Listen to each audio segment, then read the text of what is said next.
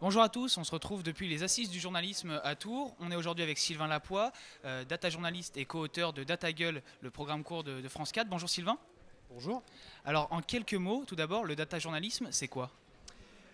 Alors le data journalisme, c'est juste exploiter finalement les données disponibles, donc des sources brutes pour en tirer une information, la rendre intelligible, la traiter. C'est finalement faire son métier de journaliste, collecter, recouper et restituer les informations, mais à partir de données brutes, principalement avec des outils informatiques, et ça se répand aujourd'hui du fait de la démocratisation de ces outils, mais ça existe depuis maintenant très longtemps. Au 19e siècle déjà, le New York Times faisait du data journalisme en faisant des cartes à partir de données démographiques. Donc finalement, c'est le matériau qui est différent, mais la pratique, elle, est la même, c'est le même métier. D'accord. Et donc Data Gueule, le programme auquel vous collaborez, ça marche bien, des centaines de milliers de vues à chaque épisode. Donc c'est la preuve qu'il y a la place pour du data journalisme, que ça marche? DataGull, c'est du data journalisme invisible. C'est-à-dire que finalement, ce que vous voyez, c'est un designer qui l'a fait. C'est pas moi, j'y suis pour rien. J'interviens très en amont. C'est l'enquête qui est data journalistique dans sa méthode.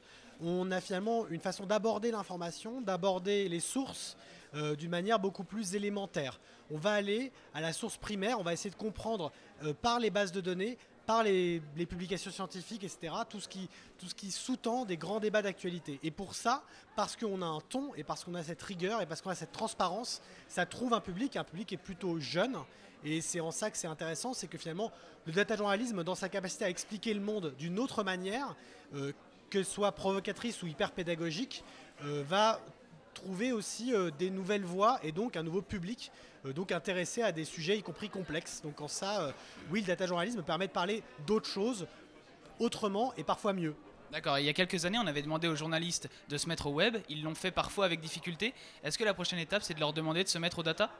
Pour moi, la prochaine étape déjà, c'est de les inviter à se faire une culture statistique, une culture scientifique, savoir comment ça marche, qu'est-ce qu'il y a derrière le rapport du GIEC, qu'est-ce qu'il y a derrière tous ces foutus rapports sur la délinquance, pour essayer de mieux comprendre tous ces chiffres qui les entourent. Déjà, si les journalistes de toutes les rubriques, depuis le sport jusqu'à la culture, en passant par les faits divers, comprenaient un petit peu mieux les chiffres qui nous entourent, ce serait un grand pas pour le data journalisme. Après, s'ils veulent se saisir de tout ça pour exploiter ces données eux-mêmes, pour les faire sens, ce serait formidable. Ça créerait énormément d'émulation, des nouveaux sujets, un nouveau potentiel. Donc ce serait une belle étape de franchie. Mais déjà, cette culture du chiffre, non plus comme une espèce de totem auquel il faut donner toute autorité, ou au contraire un truc vachement compliqué qu'il faut cacher dans un coin et foutre sous le tapis le plus vite possible, si on pouvait dépasser cette mystique-là du chiffre, déjà on ferait un gros progrès.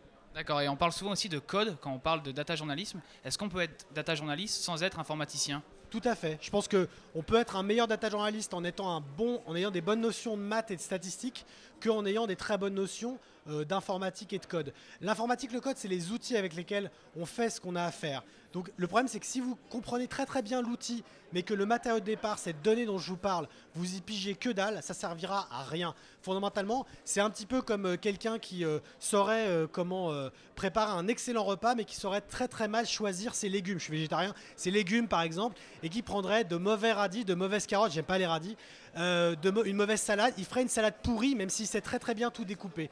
C'est la même chose. Si on choisit mal ses ingrédients au départ, la recette finale, elle sera dégueulasse, même si vous êtes un très bon technicien. Si vous connaissez bien les chiffres et que vous les comprenez bien au départ, même si vous n'avez pas forcément toutes ces notions techniques complexes et informatiques, vous pourrez quand même faire quelque chose qui a de la valeur au final. Même si évidemment, en mêlant les deux, vous ferez quelque chose d'encore plus formidable. D'accord. Et donc une dernière question. Pour les médias comme pour les journalistes, est-ce que le data journalisme aujourd'hui c'est rentable? C'est rentable pour certains à l'étranger, hors de France. On a des exemples dans les pays anglo-saxons notamment, avec des articles extrêmement sophistiqués, des interfaces très ludiques, une approche totalement différente qui donne en fait au lecteur, à l'internaute, une nouvelle façon d'expérimenter ces données, de les vivre, de les comprendre, de les saisir et de voir leur intérêt, qui suscite beaucoup d'engouement, des millions de clics et énormément de visites et un très long temps de visite. Après en France, c'est pas encore le cas, mais là encore je pense que de la même manière qu'il faut se former intellectuellement soi-même à s'ouvrir à ces données, à ce nouveau potentiel et à ce nouveau monde qui nous entoure des chiffres et du numérique, eh bien il faut aussi aider notre lectorat, aider les simples citoyens à se saisir ça comme de véritables outils pour réapprendre à comprendre le monde qui nous entoure et avoir une meilleure relation entre les journalistes et leurs lecteurs. D'accord. Merci beaucoup Sylvain d'avoir accepté notre invitation. Merci de votre Et invitation. on se retrouve tout au long de la journée pour d'autres interviews depuis les Assises du journalisme.